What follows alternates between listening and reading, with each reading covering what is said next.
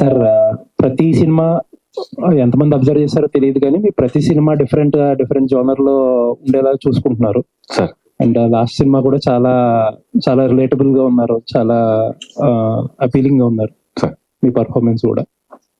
But ఒకే ఒక మీ సినిమాలో మొత్తం చాలా వరకు ప్యాటర్న్ చూస్తుంటే ఒక ప్యాటర్న్ కనిపిస్తుంది. మీ ప్రొడ్యూసర్ లో సార్ సినిమా చివరికి వచ్చేటప్పుడు, షూటింగ్ చివరికి వచ్చేటప్పటికి అలసిపోతున్నారు. ఈ ప్రీ వెడ్డింగ్ షో టైం అయితే క్లియర్ గా కనపడింది అది.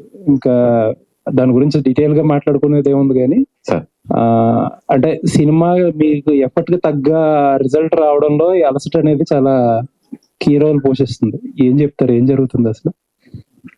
నేను మీరు అన్నట్టుగా ఏది జానర్ మార్చాలి, ఎవ్రీ టైం కొత్త కనబడాలని నేను ఎప్పుడూ ప్రయత్నించలేదు సార్ ఇంతవరకు. నాకు మిగిలిన సినిమాలు ఇవి. బేసిక్ నేను అవి నన్ను చూస్ చేసుకున్నాయి. సో మసూదా అవ్వచ్చు, పరేషాన్ అవ్వచ్చు, ఇవన్నీ కూడా వాళ్ళు నన్ను చూస్ చేసుకున్నారు నేను రోల్ కి సూట్ అవుతానని. నేను ఇంకా ఆ లగ్జరీ ఇంకా రాలేదు నాకు. నేను ఇదే చేస్తాను, ఇది చేయను. ఏ రకంగా అయినా మంచిదే జరిగింది. యా, అది సార్, బ్లెస్సింగ్ ఇన్ డిస్గైజ్ ఏదో అంటారు కదా, అట్లా మంచిదే జరిగింది. సో ప్రొడ్యూసర్లు అంటారా, ఈ ప్రొడ్యూసర్స్ నన్ను చూస్ చేసుకున్నారు. అండ్ కథా పరంగా ఎంత అవసరమో, ఇప్పుడు ప్రీ వెడ్డింగ్ అన్నది చాలా క్యూట్ చిన్న సినిమా, దానికి ఎంత అవసరమో అంతే పెట్టడానికి ప్రయత్నించారు. అయితే ఈ భగవంతుడు అనేది ఇప్పటి వరకు నేను చేసిన సినిమాలన్నింటిలోకి పెద్దది. నేను షూటింగ్ ఆ ఇబ్బందుల గురించి మాట్లాడుతున్నా. తర్వాత మార్కెటింగ్, సినిమా ఇప్పుడు ఎంత ప్యాషనెట్ గా ప్రొడ్యూస్ చేస్తారనేది ఒక లెక్క అయితే, అక్కడి నుంచి సినిమాని జనాల్లోకి ఎంతలా తీసుకెళ్లగలరు అనేదే మెయిన్. ఇవి ఎంత ఇంపార్టెంట్, ఇది అంత ఇంపార్టెంట్. అప్పటికే అలసిపోతుంటే ఆ సెకండ్ పార్ట్ వదిలేస్తున్నారు. అంటే అలసిపోవడం అంటే మీరు చెప్పింది ఆర్థిక అలసిపోవడం అనేది అనొచ్చు, మార్కెటింగ్ సంబంధించి, పబ్లిసిటీకి సంబంధించి.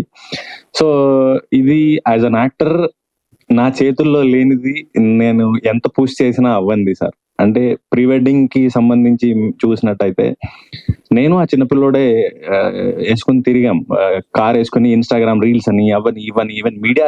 ఎందుకు మీడియా మాట్లాడతానంటే మీడియా ఎక్కువ సపోర్ట్ చేసింది. సో కొన్ని విషయాల్లో డబ్బు పెడితే గానీ కొన్ని ఇంటర్వ్యూలు చేయరని నేను వింటూ ఉంటాను, నాకు తెలియదు. కొన్ని విషయాలు డబ్బు పెడితే గానీ ఈ సోషల్ మీడియా ప్రమోషన్ పేపర్లో కానీ టీవీలో కానీ అవ్వవు అంటారు.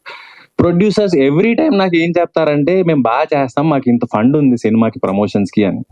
లాస్ట్కి వచ్చేసరికి ఎవ్రీ టైం నేను మోసపోతూనే ఉన్నాను. నేను అడగలేదు, మీరు నాకు చెప్పారు కదండి ఎందుకు చేయట్లేదు అంటే, అప్పుడు డబ్బులు వస్తాయి అనుకున్నాం, ఇప్పుడు రాలేదు అన్నారు. ఇప్పటికీ మా దగ్గర రావాల్సిన డబ్బులు అయిపోయాయి అన్నారు, మార్కెట్ బాగలేదు అన్నారు, మేము ఏదో అమ్ముదాము, లేకపోతే ఎక్కడో ఇన్వెస్ట్ చేసాము, లేకపోతే ఎక్కడ నుంచి తీసుకొద్దాం అనుకున్నాం, రాలేదన్నారు. ఎవ్రీ టైం ఈ డిసప్పాయింట్మెంట్ ఉంది సార్ నాకు. ప్రతిసారి ఏంటంటే షూటింగ్ వరకు బాగా అవుతుంది, ఫస్ట్ కాపీ వరకు బాగా అవుతుంది, తర్వాత ఏంటి అంటే తెలీదు. సో ఈసారి ఇప్పటి నుంచి 2026 నుంచి అది రిపీట్ అవ్వద్దని కోరుకుంటున్నాను సార్. సార్ తిరువురు గారు ఇప్పుడు అన్నారు కదా, డబ్బులు పెడితేనే ఇంటర్వ్యూలు చేస్తారు, లేకపోతే ప్రమోషన్ చేస్తారు సార్. మీకు సినిమాకి అలా జరిగిందా అండి?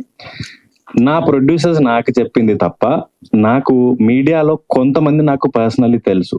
శివన్న నాకు పర్సనల్లీ తెలుసు, ఈ ప్రీ వెడ్డింగ్ వల్ల తను నాకు బాగా తెలుసు. ఇలా కొంతమంది నాకు సినిమాల వల్ల, జార్జ్ రెడ్డి ఇంటర్వ్యూస్ అప్పటి నుంచి ఇప్పటి వరకు తెలుసు.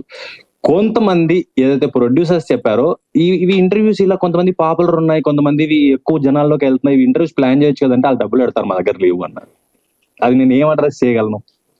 కాబట్టి త్రూ ప్రొడ్యూసర్స్ వచ్చిన ఇన్ఫర్మేషన్ నాకు చాలా మంది, నేను మీడియా వాళ్ళు అన్నాను, అందులో కొంతమంది మాత్రం నాకు పర్సనల్లీ తెలుసు, నేను వాళ్ళని అన్న అంటాను, సార్ అంటాను. మిగతా వాళ్ళని మీడియా వాళ్ళు కానీ నాకు చూస్తే గుర్తుపడతాను తప్ప నాకు తెలియదు. ఇప్పుడు సార్ నేను మిమ్మల్ని కూడా ఇంటర్వ్యూ ఎప్పుడు చేద్దామని అడుగుతున్నా, ఇప్పుడు కూడా అడుగుతున్నా, ఎప్పుడు చేద్దాం మీరు అడుగుతారు, మళ్ళీ కనబడరు. అంటే రెడీ ఎప్పుడు చేద్దాం అంటే దాని అర్థం ఏంటి? లేదు దీనికి ఏంటంటే దీనికి ఏంటంటే దీనికి ఎవరు తప్పలేదు, డిమాండ్ అండ్ సప్లై అంతే. మీరు ఇప్పుడు డిమాండ్ లోకి వచ్చారు, ఇక్కడ నుంచి మీ ఇంటర్వ్యూలకు ఎవరు డబ్బులు అడగరు నాకు తెలుసు. మీరు ఇక్కడ నుంచి ఇంటర్వ్యూలు ఇద్దరు కానీ సార్ అప్పటికి కూడా మీకు ఇంకా అడుగుతున్నారంటే అది ఇంకా మీకు ఇంకా డిమాండ్ రావాలని మీరు అనుకోవాలి తప్ప అదేం ప్రాబ్లం కాదు. ఇకపోతే ఈ సినిమాకి సంబంధించిన టీజర్ చాలా బాగుంది సార్.